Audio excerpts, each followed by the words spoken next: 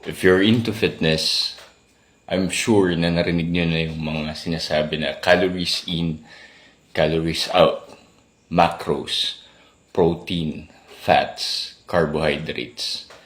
Ano nga ba yung silbi nun sa fitness journey nyo? So first of all, let's define what is calories.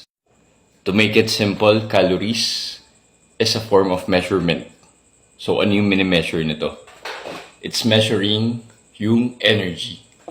Kung meron tayong pang-measure ng weight, which is pounds or kilograms, yung energy na pinapasok natin or ginagamit ng katawan natin is called calories. So, bakit nga ba importante na alam natin kung ano yung calories natin, kung ano yung pinapasok natin sa katawan nating energy? Anong silbi nun? First of all, if we know how much calories we need to stay in this level, kunwari ito yung maintenance level mo, kung alam mo yung calories or yung ilan yung calories na kailangan mo to stay in this level, you know kung paano mag-gain ng weight or mag-lose ng weight. So gaining ng weight, we typically call this as bulking.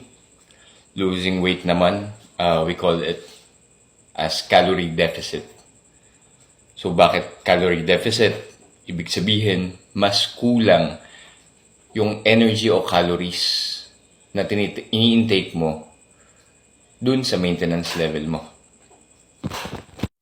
So if alam natin kung paano i-compute yung calories na ini-intake natin and yung nababurn natin sa isang araw, we can easily track kung expected ba natin na bababa tayo ng weight or tataas tayo ng weight.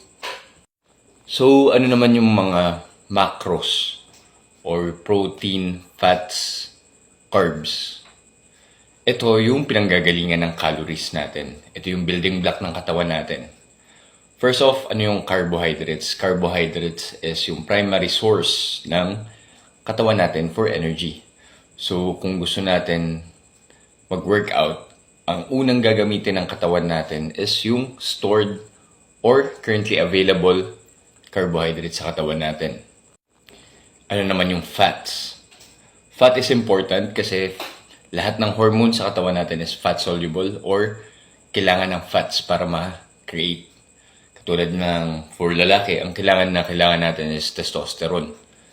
Para yun sa male, features natin. Muscle building, voice,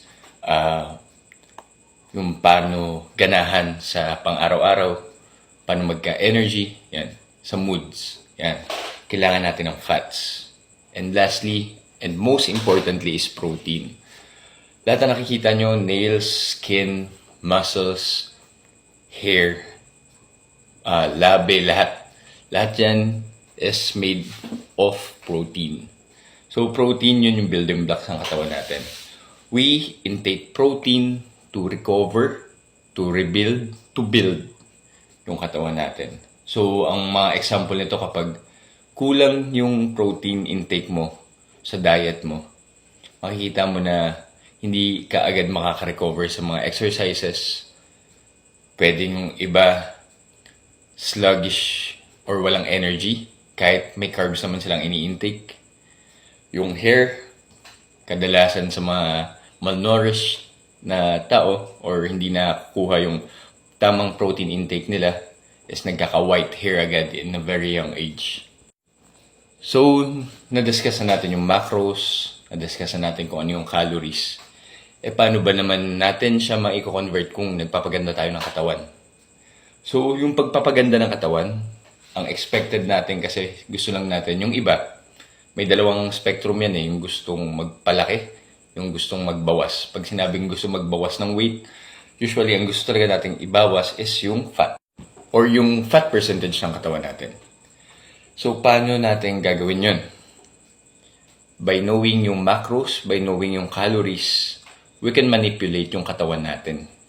By working out, by dieting, by counting yung calories na kinakain natin, or prioritizing yung protein over carbohydrates, over fats, and many other things. So, ayun, na alam na natin ngayon yung kung ano yung calories, kung ano yung macros. Ang part 2 naman nitong video na to, i-upload natin tomorrow is kung paano ba natin magagamit yung macros, yung calories to recomposition yung katawan natin. Another topic yun, yung body recomposition. So yun lang, sana may natutunan kayo. More gains sa ating lahat. Peace.